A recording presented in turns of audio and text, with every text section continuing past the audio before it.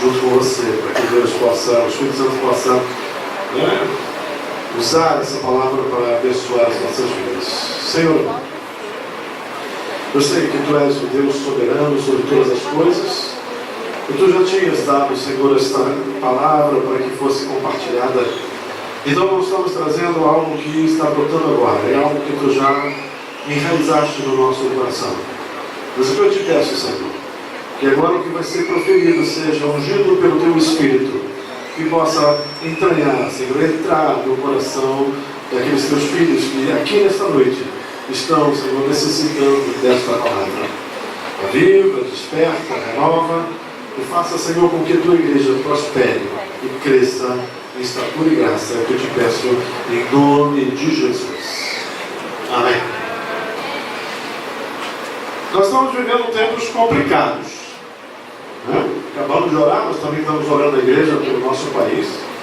E você deve orar. Não se preocupe se você é do partido A ou partido B, porque o nosso partido é o partido do Espírito Santo. Mas a nação precisa das nossas orações, e a igreja também precisa das nossas orações. Então, eu estava meditando sobre essas coisas, e Deus me trouxe uma palavra de que de fato nós necessitamos para viver uma experiência real com Jesus. Para que de fato essa nação possa ter um futuro. Eu que já passo dos 32 anos, já tenho mais de 32 anos, já vi muita coisa, já vi muita esperança e embora. Esvair-se. É agora que a gente vai e a gente termina não indo. E como crente isso também acontece. Muitas vezes eu vi tantos crentes que pareciam que estavam indo e quando você menos espera eles resvalam e ficam pelo caminho. E o que nós precisamos então para firmar a nossa vida e ajudar, fazendo esse paralelo com o que está acontecendo com a nossa nação, e para que possamos ajudar ao país? Porque para ajudar o país eu tenho que ter algumas condições. Eu não posso estar esperando que os políticos resolvam. Eu tenho que estar esperando que Jesus resolva. Agora, e quando Ele não resolve? Que coisas é que me sustentam nessas horas? Eu descobri 3 palavras. Deus me avivou 3 palavras que falam daquilo que nós precisamos para ter uma vida como Deus espera que nós a vivamos. Para que possamos ser bem-sucedidos, para que possamos ser crentes fiéis, para que possamos ser cidadãos dignos, para que possamos ser o representante, como Ele chama, dos céus aqui na terra. 3 palavras fundamentais, e elas estão em várias partes do Novo Testamento. Mas Deus colocou essas palavras no meu coração antes de citar, me avivar os versículos onde elas estão. Ele me falou, Deus disse que nós precisamos de 3 coisas: fé, esperança e amor.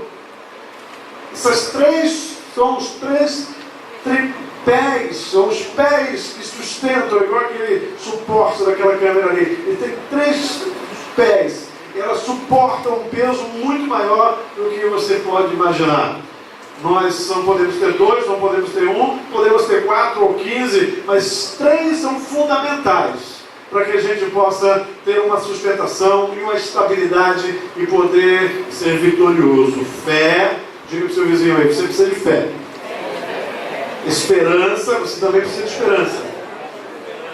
Amor, você também precisa de amor. Quando termina a mensagem, podemos ir embora, né?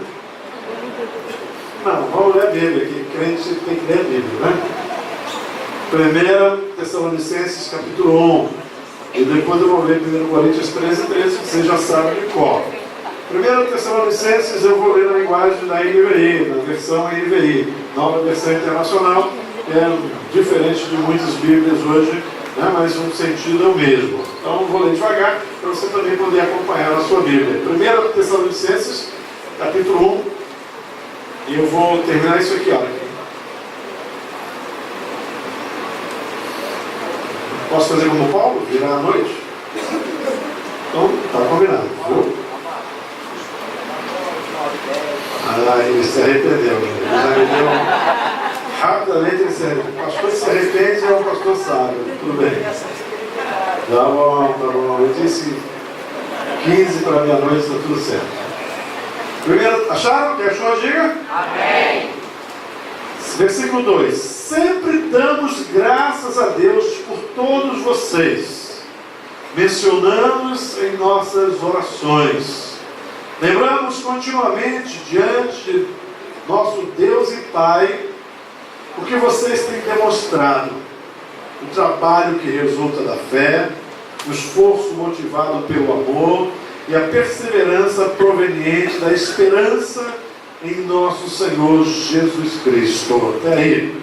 Em 1 Coríntios 13 diz assim: assim permanecem agora esses três: a fé, a esperança e o amor. O maior deles, porém, é o amor. Olha, gente, essas três palavras, esse tripé, quando eu começo a avaliar a minha vida, eu descubro que eu tive que me firmar nessas três coisas, para que eu possa ser bem sucedido. E aí, pesquisando, e você sabe que o pastor pesquisa, encontrei uma parábola que eu quero, e a primeira vez que eu faço isso, né? Eu já preguei mensagem lá na igreja onde eu sou pastor. Então a primeira vez que eu digo é em termos de fazer uma mensagem. A primeira vez que eu quero ler para você uma parábola que eu encontrei a respeito dessas três palavras: fé, esperança e amor. E vou intercalar alguns pensamentos para que a gente possa enriquecer hoje a nossa vida. E se um dos pés está meio ferido, né, ou exame falso, a gente possa consertá-lo em nome de Jesus. A parábola que diz assim, é a parábola da fé, esperança e amor. Diz assim: um dia a fé, a esperança e o amor saíram pelo mundo para ajudar os aflitos. Qual das três seria capaz de realizar o melhor trabalho para a glória de Deus? À beira da estrada da vida, encontraram um homem pobre que sofria com uma doença que o deixou paralítico desde a nascença. Mendigava as almas caridosas a fim de sobreviver. A fé imediatamente tomou a frente da esperança e do amor para resolver o caso. Ela disse: espere aqui, vou realizar a minha obra na vida daquele infeliz e tirá-lo daquela situação. A fé trouxe ao homem a palavra de Deus, e assim ela foi reproduzida no coração dele. O homem usou a fé que tinha no coração para clamar por sua cura, e finalmente ficou de pé e saltou de alegria. Fora curado. Não necessitava ficar mais à beira da estrada para mendigar, e muito menos padecer todas as dores de antes. Intervalo para uma consideração aqui. A fé, como a gente vê aqui, precisa ser ativa. A fé não pode ser algo passivo. No meio do caminho encontrou um paralítico, a fé imediatamente disse, pregou a palavra e disse: você pode ser curado, se você crer, fique de pé. E o homem creu, e ele se levantou e se pôs de pé. E nós vemos isso acontecer, né, em muitas passagens bíblicas e muitas experiências pessoais que a gente tem. A fé precisa ser ativa. Diga para o seu vizinho aí: tua fé precisa agir, meu irmão. Paulo elogia os Tessalonicenses nessa passagem que nós lemos, porque a fé deles era assim, operosa, não era uma fé passiva. Ele diz assim: o trabalho de vocês que resulta da fé, trabalho produzido pela fé, a fé que produz trabalho, uma fé ativa, uma fé que vai para frente. A fé, então, eu diria para você, é muito mais do que a aceitação mental das Escrituras. Nós lemos a palavra. Quem lê, diga amém. Amém. Não. Você pode falar amém mesmo que não seja de verdade, tá bom? Quem lê a palavra, diga amém. Amém. Isso, assim que eu gosto. E assim você se motiva para ler também. A fé não é simplesmente conhecer os versículos bíblicos. A gente gosta muito de versículo bíblico. A gente extrai muito, a gente fala muito nos versículos, mas fala só pela cabeça. Fala só da mente. Não crê que de fato aquilo que nós dizemos vai acontecer. Porque não agimos de acordo com aquilo que dizemos que vai acontecer. Então é só uma fé que tem conhecimento da verdade. Essa não é a fé. Ela tem que produzir. Quando você encontra o enfermo, ele diz assim: ore e o enfermo será curado. Não é o que diz a palavra? Tem alguém doente na igreja, chame os presbíteros e unja com óleo e ele será? Não vai ser curado ninguém aqui com essa sua resposta. Não? Já houve milagre aqui de cura? Alguém já foi curado aqui? Usem só. Não, uma cura. Você crê? Ó, meu irmão lá, ó lá. Então a fé produz milagre. Mas eu tenho que crer. Não sei se você já passou essa experiência. Então deixa eu contar como é que eu vivenciei isso uma vez. Quando a minha filha, que hoje tem mais de 15 anos, você vai entender por que eu digo isso, né, que ela tinha 3 anos, ela passou muito mal a noite inteira. E quando você tem filho, né, o Emanuel está aí com esse filho pequeno, sabe que filho é tudo de bom e tudo de preocupação que a gente precisa na vida. E ela passou mal a noite inteira, né, não conseguiu dormir, a mãe ficou acordada, eu fiquei acordado, e de manhã levamos ao médico, e quando chegamos no médico, o médico disse assim: pai, a sua filha está com sopro no coração, febre reumática, e ela não pode sair do hospital mais. Aí eu disse: doutor, não posso fazer isso não, porque eu tinha um plano de saúde e tinha um pediatra que cuidava dela. Ele supremo que levá-la até o pediatra. E ele disse: mas você está colocando sua filha em risco. Eu disse: eu sei, doutor, mas eu preciso ouvir o pediatra. E levei ela a um outro médico, liguei para o pediatra, não encontrei, levei no hospital onde ele dava plantão, hospital público. Chegando lá, estou encurtando muita história. Outra equipe médica disse: qual é o problema? O médico tal não está aqui, cadê? Qual o problema que tem a sua filha? Eles fizeram lá, auscultaram e disseram assim: pai, temos que internar a sua filha agora. Eu disse: não vamos internar agora não, só vamos internar quando eu falar com o pediatra dela. Era uma menina. E quem é o pediatra dela? Perguntou aquela equipe, isso já foi no Miguel Couto. E ele disse assim, eu disse o nome do médico, disse: eu estava com ele agora mesmo, ele está lá em cima, na sala do diretor. Então, manda chamar. Chamaram o pediatra dela, ele chegou, fez os exames todos de novo e virou para mim e disse: pai, a situação é grave. A sua filha está com sopro no coração e febre reumática. Ela tem que internar agora. Mas eu perguntei para ele: doutor, e agora? O que vai acontecer? Ele disse: pai, tem 2 coisas que podem acontecer agora. Ou a sua filha morre imediatamente, pelo sopro no coração, ou ela morre aos 15 anos. E até os 15 anos ela vai ser um vegetal, porque a febre reumática vai degenerar todas suas juntas, ela não vai poder se mexer, ela vai ser um vegetal. E eu disse: e o que pode ser feito? Eu disse: a gente tem os paliativos. Então tá bom, doutor. Então eu vou levar a minha filha na igreja agora. Eu disse: não, pai, você não entendeu. Ela não pode sair daqui. E eu disse para ele: doutor, você acabou de dizer que minha filha vai morrer daqui a alguns dias, ou meses, ou daqui a 14, a 12 anos. Para mim não faz diferença se ela morre. Eu não quero ela morta, eu não quero ela paralítica. E você sabe que eu sou crente, ainda não era pastor, então não tem jeito, eu conheço alguém que pode curá-la, então eu vou levar ela na igreja, depois eu interno. E aí ele disse: então tá bom, mas não deixe de internar sua filha hoje. E aí eu levei na igreja, nós fomos à igreja, era uma quarta-feira, porque Deus tem essas coincidências, e nós levamos a igreja então junto, foi antes do culto, inclusive, nem participou do culto, foi antes. O pastor já estava na igreja, oramos por ela ali, levamos para interná-la no hospital especializado de febre reumática. E naquela noite, porque a minha esposa ficou lá, eu tinha um outro filho mais velho, tenho ainda, né? Mas o outro filho ficou abandonado, porque isso começou às 11 horas da manhã naquele primeiro hospital, e agora já era 7 horas da noite, e o garoto tinha ficado sozinho em casa.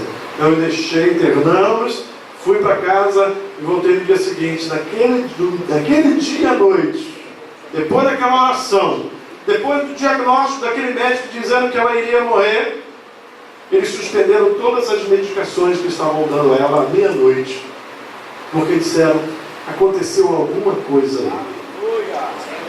Quando eu cheguei pela manhã, o primeiro médico tinha tirado uma chapa do coração dela. O sopro do coração faz o coração crescer. Ele tirou uma chapa, ele disse para o pai, eu vou tirar uma chapa porque eu não preciso, porque ele pediu a confirmação de diagnóstico com outro médico que estava ali perto dele. Ele disse, eu vou tirar essa chapa para você levar para o seu pediatra, para que ele não duvide, porque eu não tenho dúvida. Ele me deu ainda aquela chapa molhada e disse, não deixe encostar em nada, você vai levar ela molhada. Então era a urgência daqueles médicos. E naquele dia agora, no dia seguinte de tudo isso, os médicos, a doutora do Miguel Couto, que diagnosticou mais pela segunda vez, antes do pediatra, ia assumir um plantão naquele hospital onde ela foi internada. Por isso ela foi internada ali. Eu disse, o meu pediatra se interna lá, porque ela vai cuidar e eu vou conseguir acompanhar através dela. Levamos, no dia seguinte ela assumiu o plantão. Só que quando ela assumiu o plantão, ela entrou, eu já estava sentado na cadeira de acompanhante, e alguém disse para ela, olha doutora, suspendemos tudo. Como suspenderam tudo? É porque mudou alguma coisa aí. Ela foi novamente fazer os exames, né? Fez aquela rodinha, é bonito, você já viu o médico fazendo exame, quando ele tem uma equipe com ele, né? Fica o paciente e os auxiliares ficam em volta dele, né? Faz aquela roda e entra o bacana, né? O profissional gabaritado e faz o exame, e eu fiquei ouvindo. Eu tinha ouvido ela fazer a mesma coisa no Miguel Couto, dizendo, tá vendo? Isso aqui é típico. Ela deu uma aula para os médicos lá no Miguel Couto, em cima da situação da minha filha. Deu uma aula, eu fiquei ouvindo aquela aula.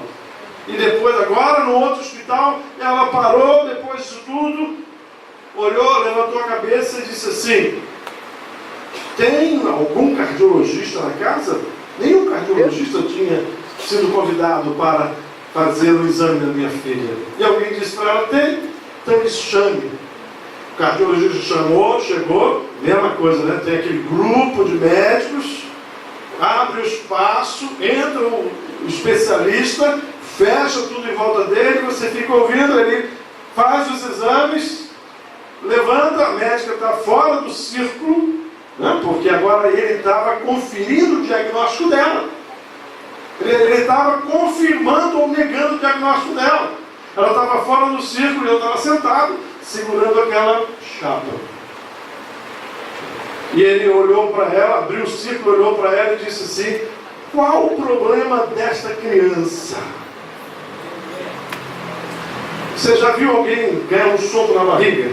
Foi como se aquela mulher tivesse ganhado, era uma médica, um soco na barriga. Ela deu 2 passos para trás e disse, doutor, ela tem, eu diagnostiquei ela com um soco no coração ontem à noite, e explicou todos os procedimentos, e ele disse, doutora, se você não tivesse dito, eu não podia confirmar o seu diagnóstico, porque o sopro é tão tênue, tão fraquinho, né, a batida, né, que eu não posso diagnosticar isso, só posso confirmar porque você disse. Aí, aquela médica tinha se proposto a nos ajudar, e eu disse, eu tenho uma chapa aqui. Porque eu tinha mostrado aquela chapa, não contei, para o meu pastor, ele gostava, ele é curioso, né? Ele está vivo, né? Um cara bacana, e ele é curioso, ele pegou aquela chapa no gabinete pastoral onde nós oramos, levantou assim contra a luz e fez aquele assovio assim, eu não sei assoviar, né? Disse, Flávio, é grave. Meu pastor disse isso.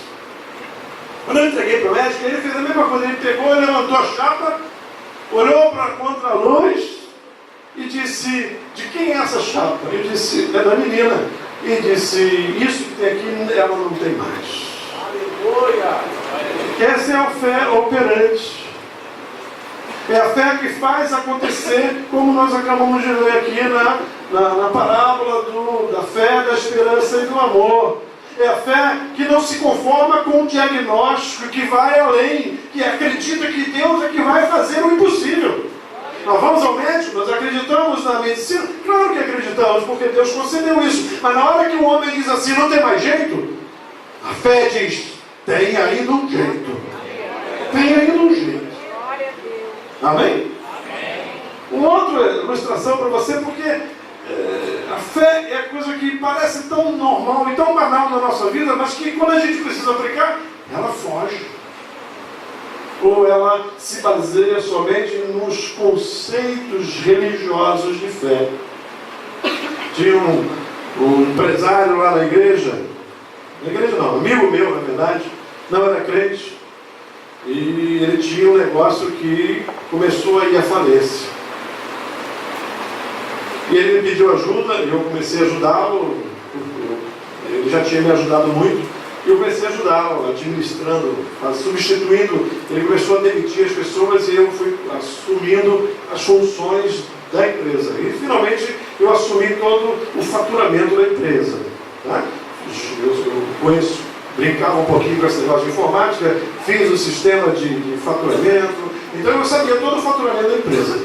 E eu que emitia os boletos, as cobranças, isso tudo, acumulando, retribuindo a ele as coisas que ele já tinha feito por mim. E aí um belo dia ele pede para mim, preciso conversar com você. E marquei com ele na minha sala, e ele perguntou naquele dia, no sábado, vem cá, quanto foi o faturamento esse mês? E eu dei o valor para ele. Ele murchou. Você já viu alguém murchar assim? Tem gente que murcha, né? E ele disse, então não vai dar. Ele começou a falar sozinho. Eu dei a informação e ele começou a falar sozinho, então não vai dar. E acabou. Terminou. Não tem mais jeito. Ele pegou o celular e ligou, ele tinha uma filial no Rio, outra em São Paulo. Ele ligou para a sócia dele de São Paulo e disse, fulana, acabei de pegar o faturamento aqui com o Flávio, e o valor que ele deu foi esse, e com esse faturamento não tem como a gente sobreviver, como a gente manter. Então vamos combinar o seguinte, tudo ele falou, eu só estou ouvindo.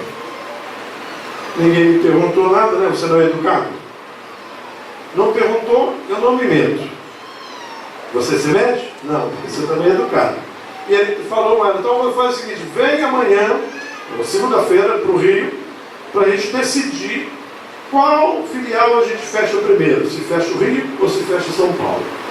Não, tá bom, tchau, desligou. Aí eu olhei para ele e disse assim, vem cá, cara. Eu conheço ele há décadas. E perguntei assim, tu conhece todo mundo, cara? É um dos caras mais bem relacionados que eu já vi. Se dá bem com todo mundo. Você conhece o diretor de empresa tal, né? Diretor não sei de quê, e fui dizendo para ele as pessoas que ele conhecia, que podiam abrir para ele um trabalho ou um serviço para que a empresa dele pudesse continuar. E eu disse assim, e aí, cara, essas pessoas não podem te ajudar? E ele disse, não, eu já pedi, já falei com todo mundo e não consegui nada de ninguém. E é nessa hora que você tem fé ou você não tem fé. Você tem fé? Amém. Só 10. Diga para os seus vizinhos, você precisa ter fé, não?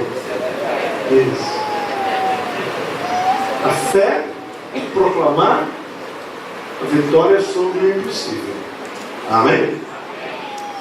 E eu perguntei para ele, então não tem ninguém que possa te ajudar? Não tem ninguém não. E quanto é o buraco da empresa? Quanto é a dívida? Eu não sabia da dívida, só sabia do faturamento. A dívida era com ele. E ele me deu valor, era há muitos anos agora, né? Sei lá, 5 ou 6 anos agora, pelo menos isso, era 80 mil reais. Ainda é um grande número, não é? 80 mil reais. Isso, poxa, cara, isso é um serviço que era empresa de informática, você fecha. Tem certeza? Tem. Isso, então, deixa eu te contar uma coisa. Eu conheço uma pessoa que pode te ajudar. Você não tem mais ninguém para te ajudar? não conhece ninguém, não pode ligar para ninguém. Então eu quero dizer para você, eu conheço uma pessoa. E você sabe quem é.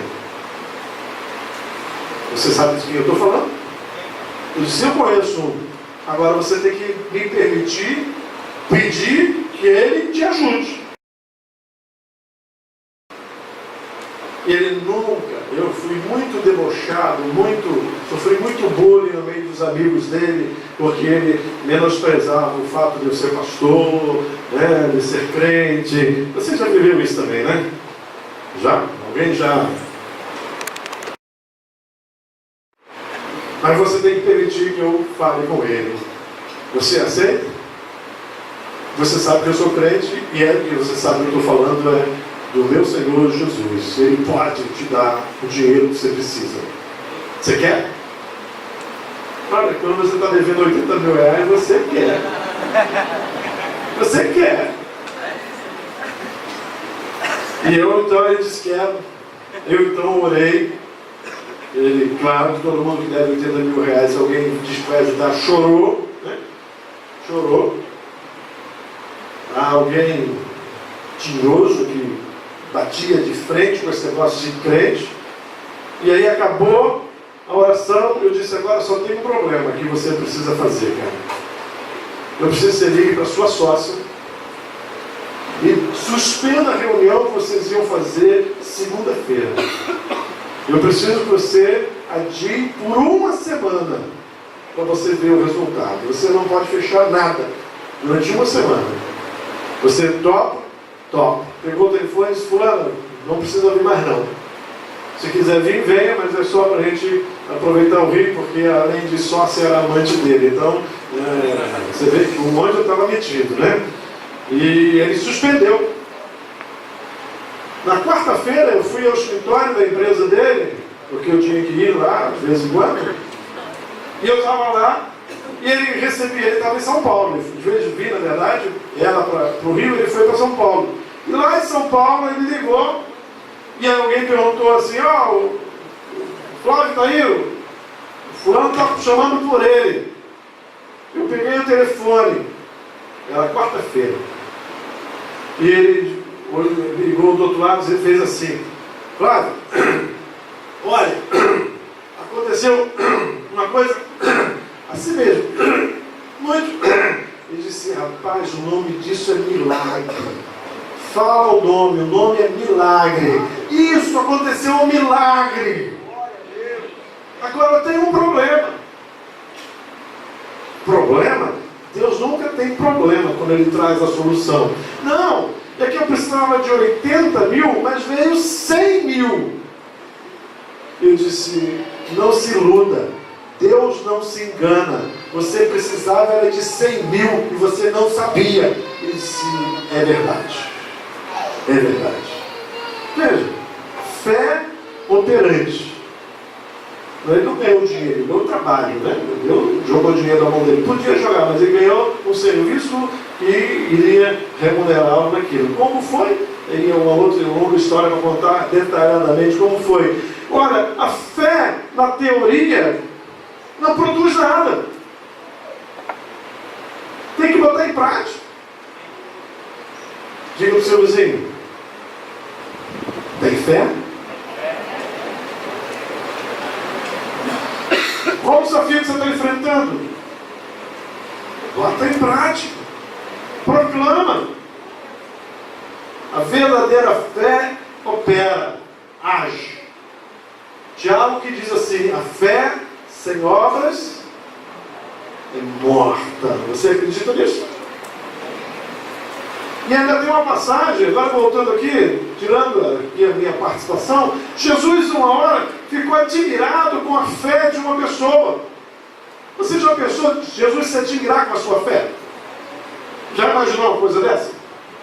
Mas ele se admirou com a fé do centurião. Você que conhece a Bíblia, centurião era um soldado romano, um homem que tinha sob sua liderança outros soldados, né? Ele comandava 100 soldados, por isso o nome dele, e ele então vê que um dos seus servos da sua casa, não dos seus soldados, um dos seus servos, ficou doente, e ele foi ao encontro dos discípulos de Jesus, e chegando aonde estava Jesus, ele foi falar com os discípulos e disse assim: eu preciso que Jesus cure o meu servo, ele está lá, ele é muito bacana, eu gosto muito dele, eu preciso que ele seja curado. E aí os discípulos vão até Jesus e dizem: Senhor, faz por ele, porque esse é um homem bom, ele trata bem o nosso povo, ele é romano, mas ele trata bem a gente. E aí Jesus diz assim: então diga a ele que eu vou com ele. Nessa hora é que vem a fé operante do centurião. Ele diz assim: mas Senhor, não precisas te incomodares de ir até a minha casa, porque eu sou um soldado, eu estou debaixo de comando. Se eu mando e o meu soldado vai, ele vai. Eu digo vem, ele vem. Ele me obedece. Então, Senhor, somente manda uma palavra e o meu servo será curado. E aí é que vem aqui em Lucas capítulo 7, versículo 9, Jesus diz assim: Jesus admirou-se dele e, voltando-se para a multidão que o seguia, disse: eu lhes digo que nem em Israel encontrei tamanha fé. Olha que fantástico, olha que incrível.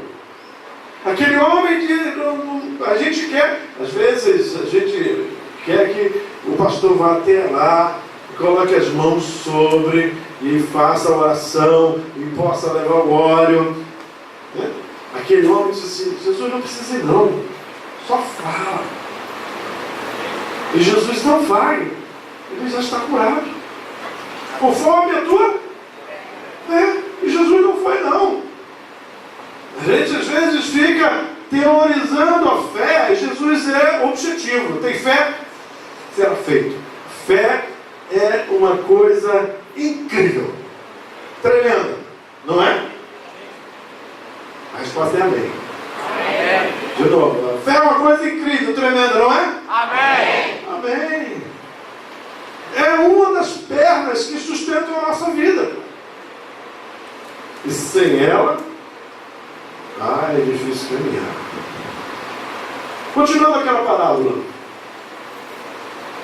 Passado algumas horas, o homem ficou de pé curado. Passado algumas horas, o homem viu que não tinha para onde ir.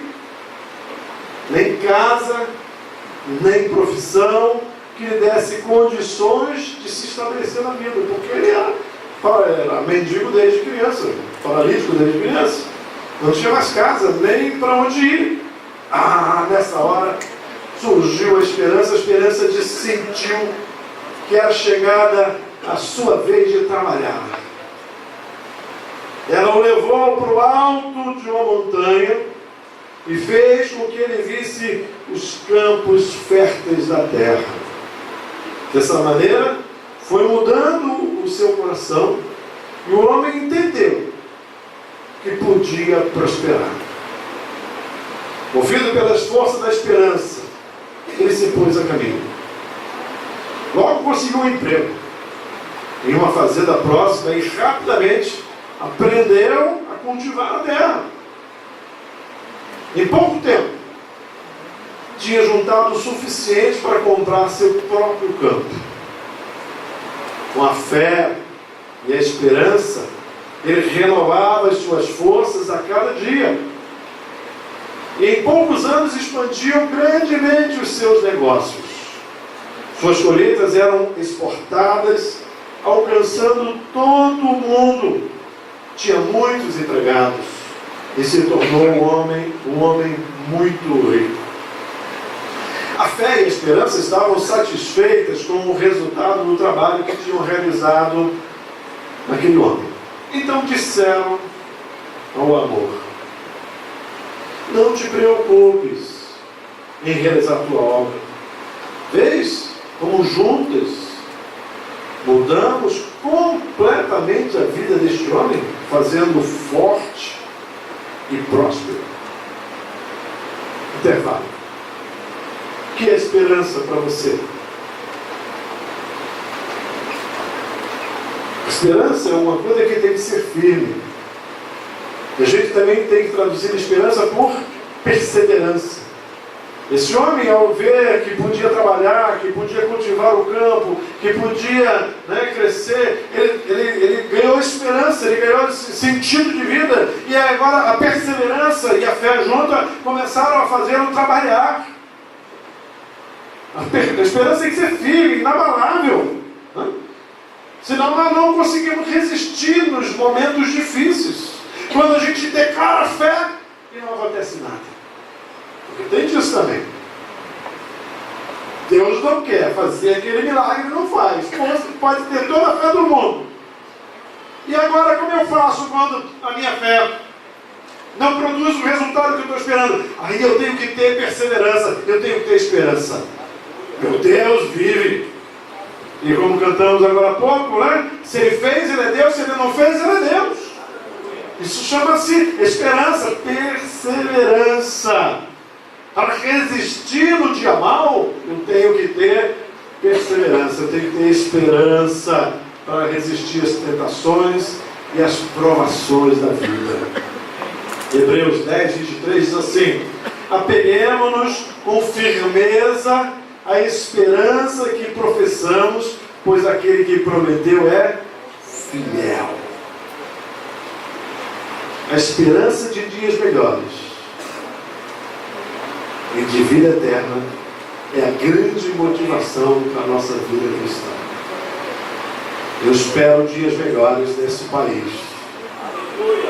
Só um que concorda comigo. Eu espero dias melhores nesse país. Eu quero viver em paz.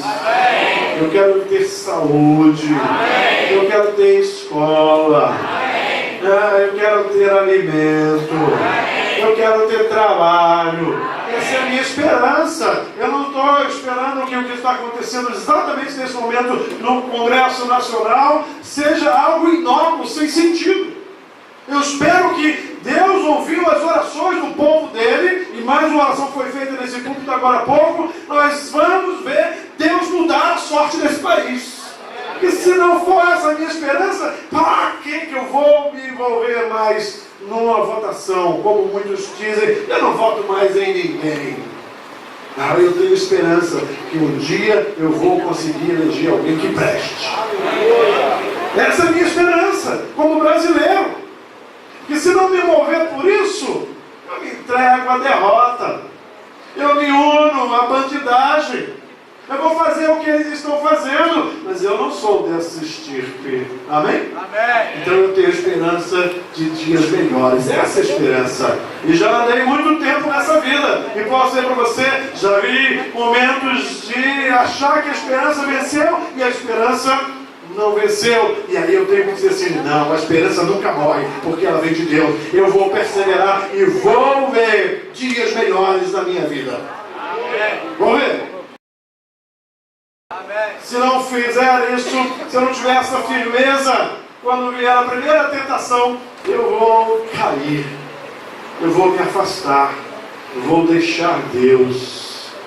Tendo fé e esperança, nós vamos longe. Amém? Amém. Vamos longe. Amém? A resposta é o quê? Amém. Não. Amém? A resposta é o quê? Amém. Diga lá.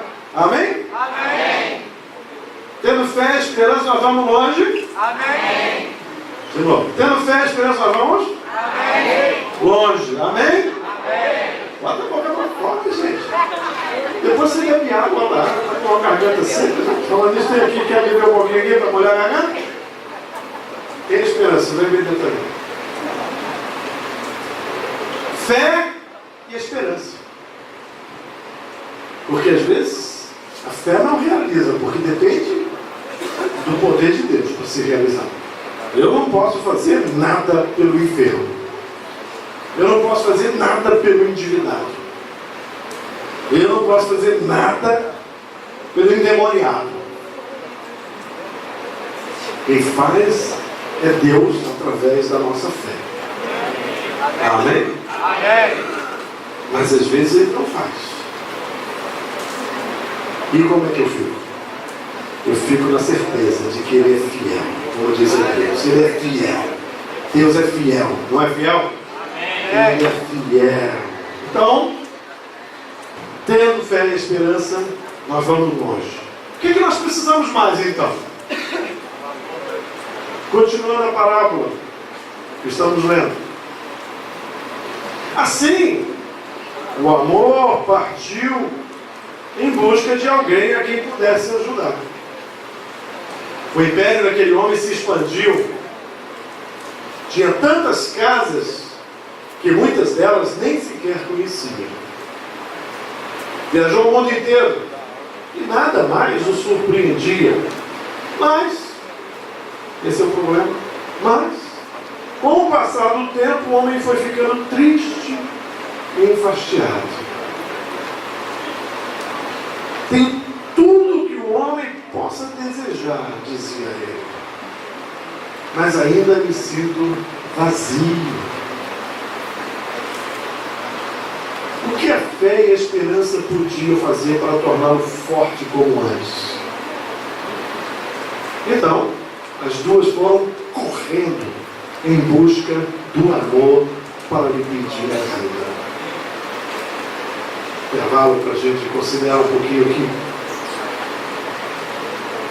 O amor é maior que a fé e a esperança. Você pode ter toda a fé do mundo, disse Paulo. Não é isso? Fé é capaz de levantar o monte. Fé é capaz de curar o doente. Fé é capaz de fazer brotar dinheiro na vida de um empresário falido, incrédulo. Mas ele diz, se não tiver amor, é como o sino que não retira. Oh Jesus, a fé é maior do que, o amor é maior do que a fé e a esperança. Sabe por quê? Porque o amor descreve o caráter de Deus. Não é o que a gente diz, Deus é amor. Deus é o amor, é o caráter dele. A fé e a esperança são algo que estão na nossa vida. Deus não precisa de fé. Sabia que Deus não precisa de fé? Deus não precisa de perseverança. Ele sabe tudo, ele tem tudo, ele realiza tudo. Então ele não precisa de fé. Fé somos nós que estamos impregnados agora da nossa falha, da nossa humanidade, e aí precisamos vivenciar isso. Olha, fé e perseverança, esperança são atributos humanos. E Paulo é que coloca o amor acima de todas as coisas. Ele diz lá em 1 Coríntios, nós lemos, ele diz assim, permanecem agora esses três. Ok? A fé, a esperança e o amor. E ele conclui, o maior deles, porém, é o amor. A fé está acima dos dons. Muitas vezes nos vangloriamos porque temos o dom de curar. O amor, desculpe, é maior do que o dom de curar. Nos vangloriamos porque temos o dom da palavra. O amor é maior do que o dom da palavra. Nos vangloriamos que temos... O que mais? Uma vida moral, reta, íntegra. Mas o amor é maior do que os nossos valores morais. E eu fiz essa pergunta lá na minha igreja.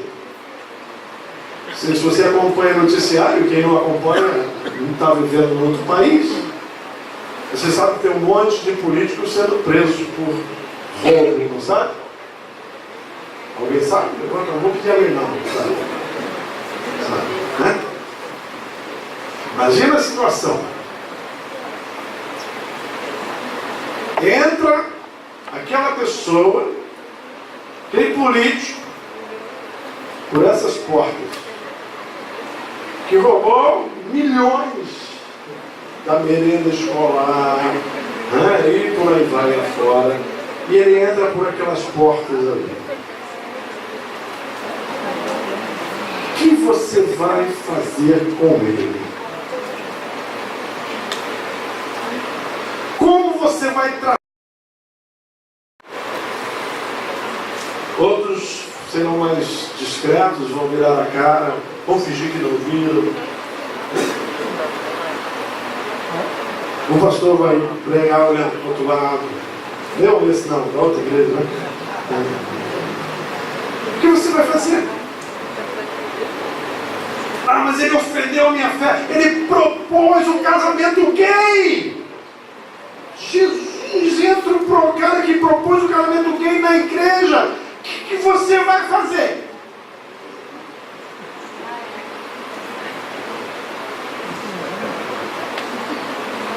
Eu sei que você está respondendo.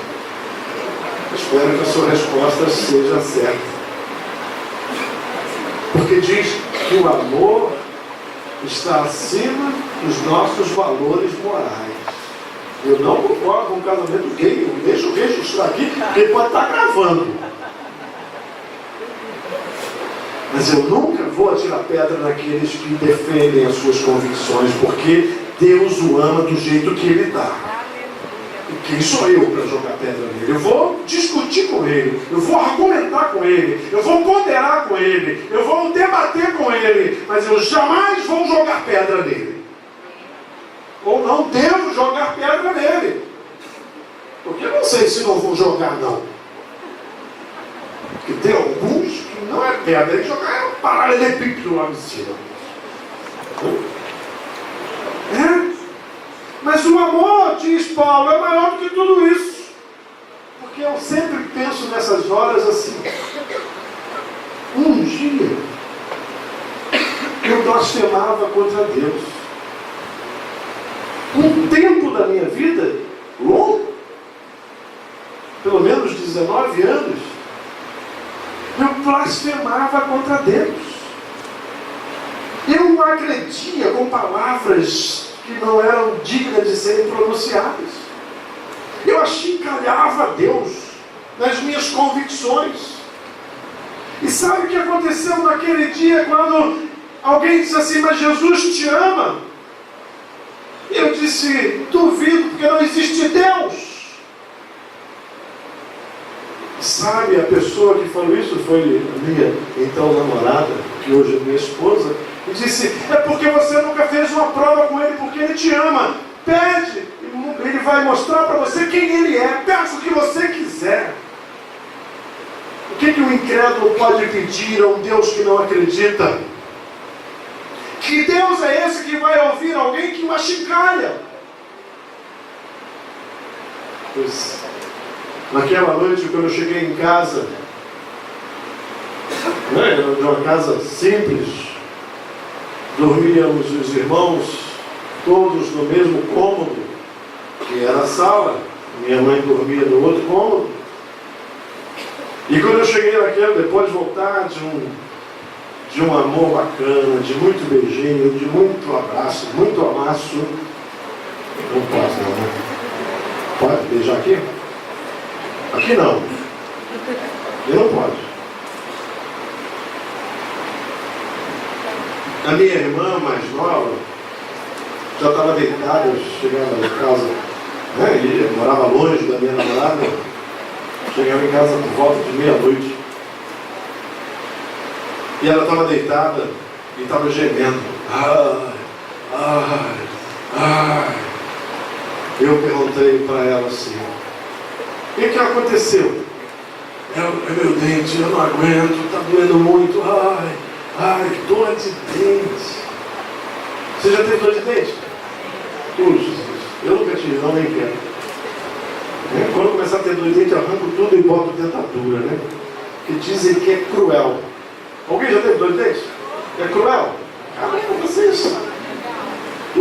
É cruel, né? Aquela de ficar gemendo. Ai. E eu parei e está aí. Quero ver se Deus fazer alguma coisa agora. Deitei no meu canto lá, puxei a coberta por cima da cabeça, virei de bruço, enfiei a cara no travesseiro e disse assim, só ele estava me ouvindo: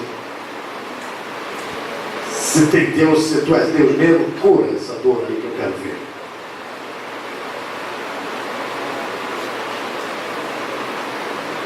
Sabe, o amor é muito maior do que a nossa incredulidade.